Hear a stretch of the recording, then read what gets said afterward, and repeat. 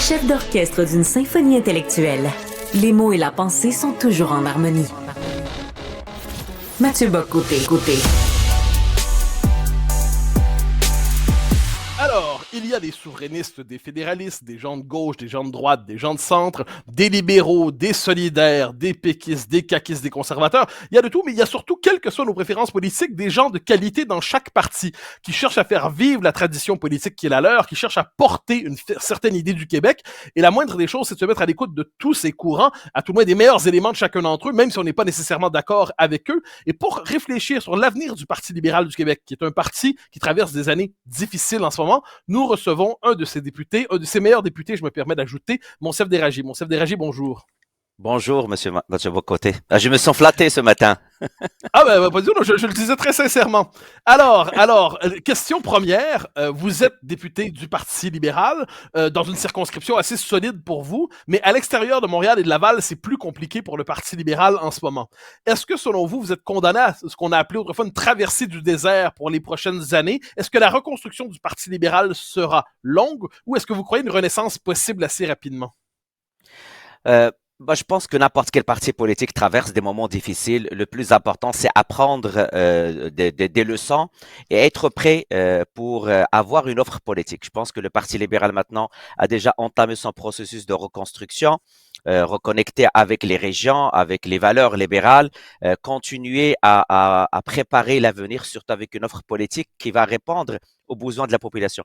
En fait, moi, je ne prends pas ça, je dirais, d'une manière mauvaise que les Québécois nous ont demandé de contrôler l'action gouvernementale. Je prends au sérieux le contrôle de l'action gouvernementale. Nous sommes l'opposition officielle.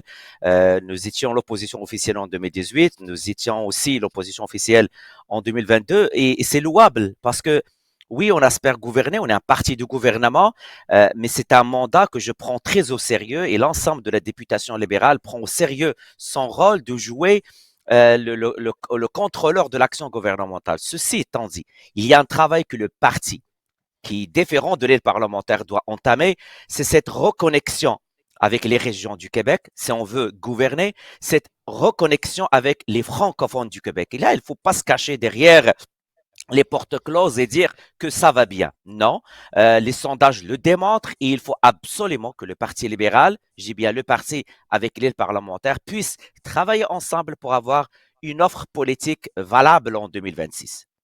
Alors, vous avez utilisé deux concepts qui se recoupent pas, peut-être se recoupent-ils. Vous dites se reconnecter avec les régions et se reconnecter avec les francophones.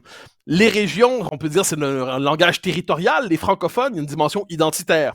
Comment expliquez-vous la rupture, à tout le moins consacrée depuis 2 élections, entre le Parti libéral et ce qu'on appelle la majorité historique francophone en général, ou les francophones? Comment expliquez-vous la profondeur de cette rupture qui va au-delà des mauvais jours que tous les partis peuvent traverser?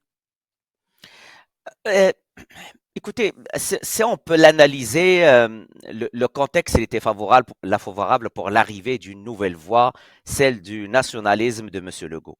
Les Québécois étaient un peu tannés de voir un bipartisme entre le Parti libéral et le Parti québécois, parce que si on veut analyser l'échec au niveau des francophones, juste avec l'angle Parti libéral francophone, le Parti québécois s'est ramassé avec 3 élus à l'Assemblée. Est-ce qu'on peut dire qu'aujourd'hui, le Parti québécois ne ramène pas la voix des francophones? Ça serait injuste à l'égard de députés qui travaillent très fort à l'intérieur du Parlement et par rapport à l'histoire de ce grand parti.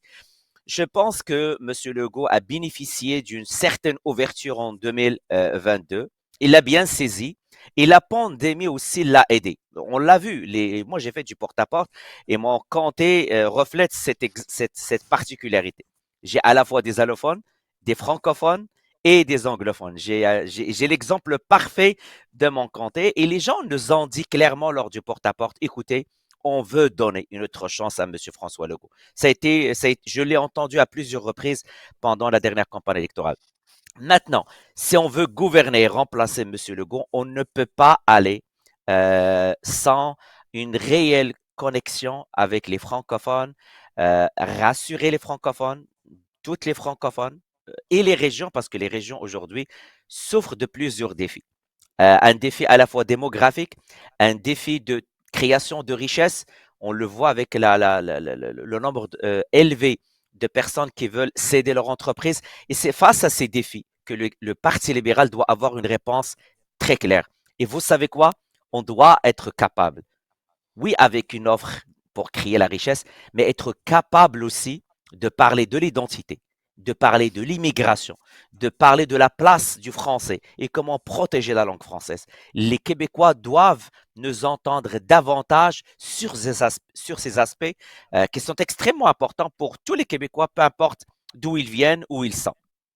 Alors, le Parti libéral, dans sa longue histoire, on peut se demander quelquefois s'il a changé, non pas de programmation, mais peut-être de nature. Je m'explique. 1988-89, vous en souvenez probablement, il y a la loi 101 est cassée par Ottawa, en fait par la Cour suprême, et le Parti libéral utilise la clause non-obstant à l'époque pour protéger la loi 101. Ça va donner de mémoire la loi 178. En 1993, ils vont faire la loi 86 où ils sacrifient la clause non-obstant, mais le Parti libéral a déjà utilisé la clause non-obstant pour défendre les questions identitaires. Est-ce que, donc, la langue française à l'époque, est-ce que pour vous, la clause non-obstant était plus légitime autrefois qu'aujourd'hui, ou est-ce qu'elle demeure légitime pour le gouvernement du Québec aujourd'hui? La clause dérogatoire, elle était légitime pour protéger la langue française et non pas pour discriminer. Et c'est là où on ne va pas être d'accord et c'est correct avec la CAQ et même le Parti québécois qui, les deux pensent que la loi 96 ou même la loi 21 la loi 21 ne discrimine pas. Donc, la clause dérogatoire, ça a été utilisé, mais pour protéger la langue française. Et c'est là la différence entre une offre politique du Parti libéral, mais celle des deux autres partis, à savoir la CAQ et le Parti québécois. Nous, au Parti libéral, on pense qu'on peut protéger la langue française, pas avec la loi 96, et d'ailleurs, on le voit maintenant. On le voit et on voit on voit des embûches par rapport à l'application de la loi 96, surtout en matière d'immigration. Francisation Québec est un autre fiasco caquiste où le gouvernement se ramasse avec des délais insupportables pour permettre aux immigrants d'apprendre la langue française en bas du 6 mois.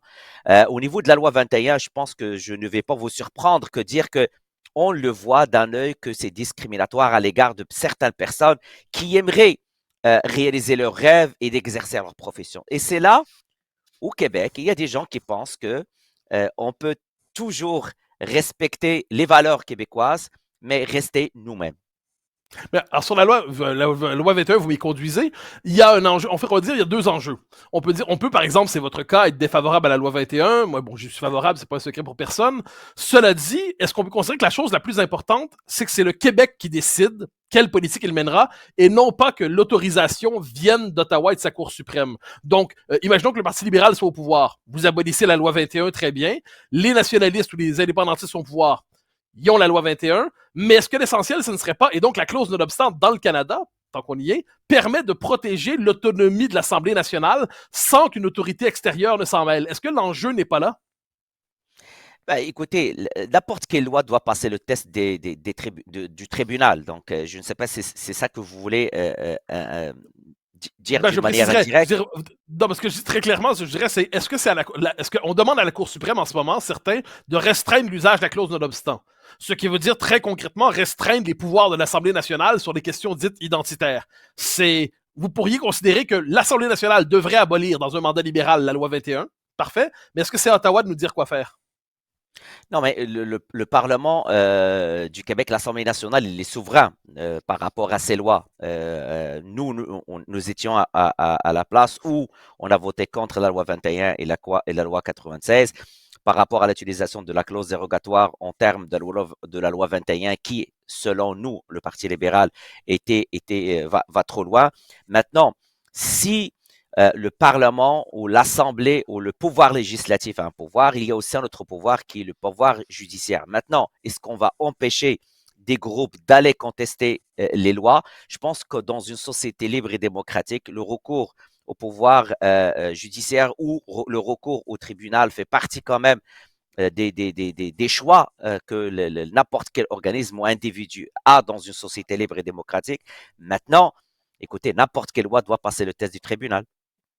Alors, vous avez vu, la Fédération autonome de l'enseignement, tout récemment, veut contester l'ampleur, l'étendue de la clause dérogatoire. Êtes-vous favorable à la démarche engagée par la FA, au-delà du fait que la FAE a le droit de le faire, êtes-vous favorable à l'idée de restreindre l'usage possible de la clause non-obstant? Mais revenons à la FAE. La FAE est une organisation indépendante. Donc moi, en tant qu'élu, mon rôle à l'intérieur du Parlement se limite à étudier les lois, à amender les lois. La FAE, avec ses membres, ils ont pris la décision d'utiliser un pouvoir qui est possible pour eux. Donc, pourquoi venir aujourd'hui restreindre un pouvoir que cette organisation voit que ses membres sont lésés par l'utilisation d'une loi? Ils utilisent ce pouvoir pour aller contester. Je ne vais pas prétendre aujourd'hui de l'issue de cette contestation judiciaire. Je dois rester prudent par rapport à la suite. Mais la FAE utilise quelque chose que dans une société libre et démocratique lui donne ce pouvoir d'aller contester la loi parce que il s'est senti au nom de ses membres lésé par rapport à l'applicabilité de cette loi. Alors, on en parle un peu de la loi 21. Une question brève sur ça avant de conclure. Vous parlez d'une loi discriminatoire. Elle revient dans l'actualité, en fait. Hein. Donc, je devine que pour vous, une femme qui porte un hijab devrait pouvoir le porter dans l'enseigne. Pendant qu'elle enseigne, elle ne doit pas le laisser à l'extérieur. Si j'entends qu'indépendantiste, je voulais enseigner et j'avais un t-shirt Vive l'indépendance du Québec. Ce serait la même chose pour vous? Ou Vive le Parti libéral ou Vive le Parti québécois? C'est la même chose pour vous? Parce que sachez que pour moi, l'indépendance du Québec, c'est aussi important que la religion pour la dame avec son foulard. Mais Monsieur Mathieu Bocoté, écoutez, moi, ce qui m'intéresse aujourd'hui, c'est l'avenir de nos jeunes. On parle de signes religieux je reconnais que l'indépendance est un choix et si les Québécois sont prêts à faire ce choix, ils vont le faire. Mais maintenant, ce qui m'inquiète, c'est l'avenir, c'est le décrochage scolaire. C'est aujourd'hui, on a une nouvelle statistique que 50% des profs sont non qualifiés pour enseigner le cours de culture. Et ça, ça me préoccupe plus. Moi, je pense que le moment, il est venu de dire, écoutez, prenons les bonnes décisions pour l'avenir de l'éducation de notre peuple. On est une société minoritaire au sein d'un bassin énorme que je vois, j'inclus les États-Unis dans ce bassin. Je pense que c'est là où on doit concentrer nos énergies. Ceci étant dit, pour moi, je ne suis pas préoccupé ou je ne vois pas ça d'une manière alarmiste qu'une enseignante qui porte le voile ou quelqu'un qui porte le kippa puisse enseigner en respectant les valeurs du Québec et en respectant le programme de l'enseignement qu'on s'est donné au niveau du ministère de l'Éducation.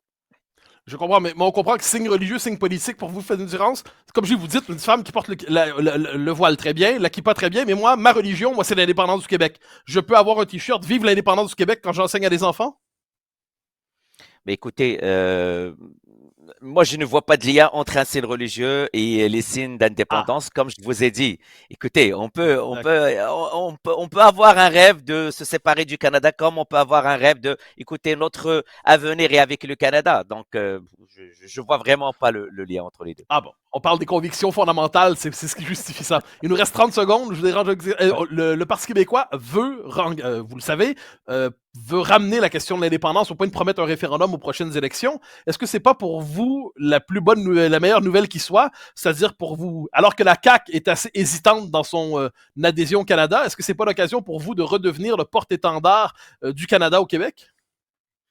Non, pas du tout. Je ne vois pas l'avenir du Québec et l'avenir. Le Parti libéral, je l'ai dit au début, il faut absolument avoir une offre alternative à François Legault, tout en respectant, je dirais, la création de la richesse, les valeurs du Parti libéral, mais aussi être l'alternative et non pas être la voix du Canada ou Québec. Je pense que les Québécois veulent un parti qui se préoccupe par rapport aux missions essentielles de l'État, par rapport à la création de la richesse et aussi par rapport à la vitalité de nos régions, la protection de la langue française.